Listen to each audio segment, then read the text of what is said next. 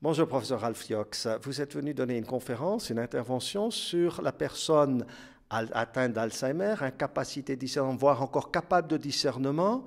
Une des questions qui revient, mais qui n'est pas si simple, c'est est-ce que le comportement du corps peut-il donner des signes par rapport à la volonté de la personne? Dans quelle mesure ce que dit le corps peut être interprété comme une volonté présumée ou par rapport à son histoire aussi? Oui, évidemment, c'est une question importante, mais qui n'est pas encore réfléchie beaucoup. Et dans quelques études, on a vu que le comportement non verbal des patients atteints de démence, c'est un facteur majeur pour les proches, mais aussi pour les professionnels de santé, les infirmières, les médecins, particulièrement quand il faut prendre des décisions médicales.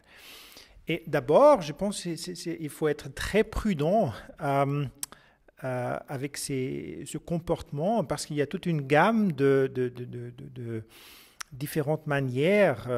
Il y a le comportement verbal, il y a le comportement non verbal, et là, il y a aussi ce que j'appelle le comportement plutôt intentionnel, ça veut dire des actes singuliers, individuels, dans une situation spécifique, mais il y a aussi, comme par exemple le refus d'alimentation, mais il y a aussi le comportement non intentionnel.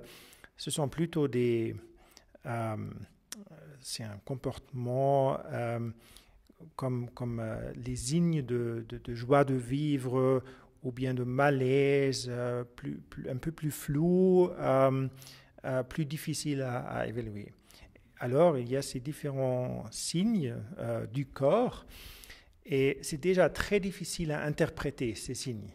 Et on a vu que les proches, mais aussi les infirmiers, les infirmières, interprètent ce comportement d'une manière complètement contraire, parfois.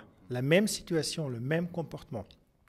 Et donc, ça montre aussi l'incertitude d'évaluer ce comportement. Et moi, j'ai essayé d'identifier ou de proposer certains critères pour évaluer aussi l'impact éthique ou la valeur éthique ou normative de ce comportement. Vous avez aussi perçu, à un moment donné, un certain nombre de critères qui pourraient permettre éventuellement que le corps pourrait dire quelque chose sur la volonté, avec beaucoup de pincettes, de ce que la personne veut dire. Par exemple, le fait que le comportement soit répété plusieurs fois. Vous pourriez en dire un peu plus ? Oui, je propose 6 critères ou repères pour s'orienter et pour donner une valeur à ce comportement. Premier critère, c'est la question, est-ce qu'il y a un consensus dans l'interprétation des soignants, des proches, l'interprétation de ce comportement? Deuxième critère, est-ce que ce comportement est un comportement constant au fil du temps ou ça change un jour à l'autre? Est-ce que c'est un comportement qui est cohérent avec l'autre comportement du patient? Est-ce que c'est cohérent ou consistant avec la biographie de la personne? Et puis aussi la question, est-ce qu'il y a un certain contrôle d'autonomie de ce comportement? Et 6e critère, est-ce qu'il y a la nécessité d'une coercition pour traiter le patient? Par exemple, s'il y a un refus d'alimentation et on voudrait traiter le patient quand même ou donner de la nutrition, il faudrait forcer le patient d'accepter ça. Et pour moi, c'est un critère éthique majeur. Et donc, ce sont les 6 critères pour une sorte d'orientation éthique, je dirais. Par rapport au corps et par rapport à ce que le corps donnerait comme signe pour pouvoir aider à la prise de décision? On a très peu de recherches là-dessus. Comment est-ce que vous pourriez l'expliquer? Oui, c'est juste, il y a très peu de recherches là-dessus et je pense que la première explication, il n'y a pas la terminologie. Par exemple, en français, mais aussi en anglais, il n'y a pas de terme spécifique pour ce comportement. En allemand, il y a ce qu'on appelle la volonté naturelle, mais c'est assez flou, c'est assez vague. Et puis, je pense que l'éthique médicale a vraiment focalisé sur les personnes qui ont leur capacité de discernement, qui peuvent parler. Oui, on peut donner un consentement éclairé. Ça, c'était vraiment recherché beaucoup. Mais ces personnes vulnérables, ces personnes avec une démence avancée, un handicap ou même dans un autre état de confusion ou une maladie psychique très très grave.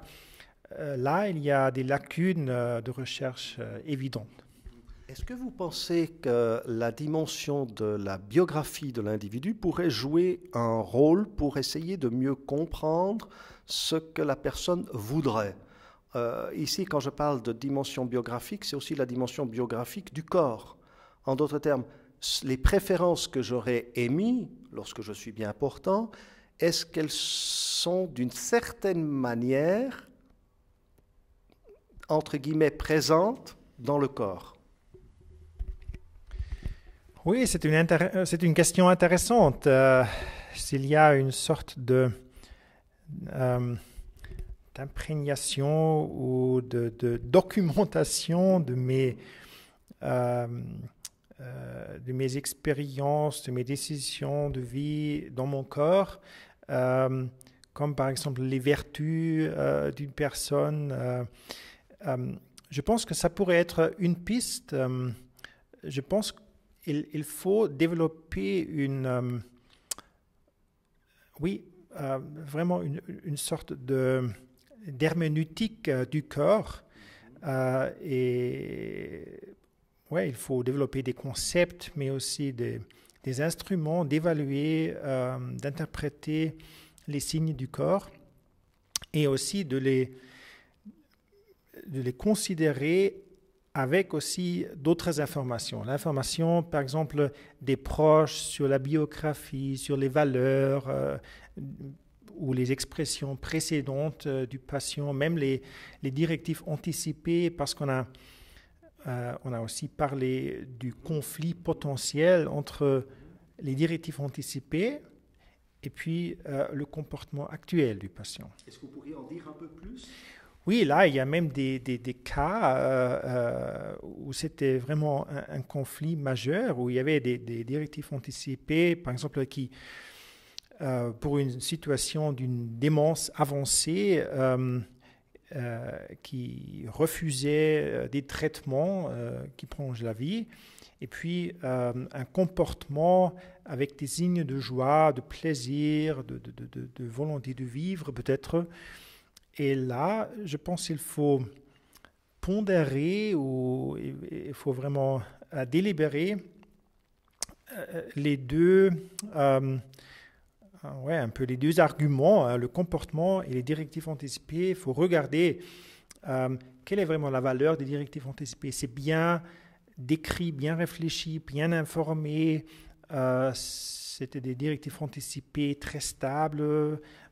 Et l'autre côté, il y a, comme j'ai déjà dit, la nécessité d'évaluer le comportement actuel avec, par exemple, à l'aide de ces critères, et puis de faire une pondération.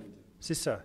Et puis, il y a évidemment aussi la question, qu'est-ce qui était la personnalité du patient? Est-ce que c'était un patient qui priorisait les intérêts expérimentaux, ça veut dire vraiment le plaisir du moment, ou c'était plutôt une personne qui priorisait les valeurs biographiques, les intérêts biographiques, le plan de sa vie, tout ça. Et pour moi, ça change un peu aussi la pondération. Merci beaucoup.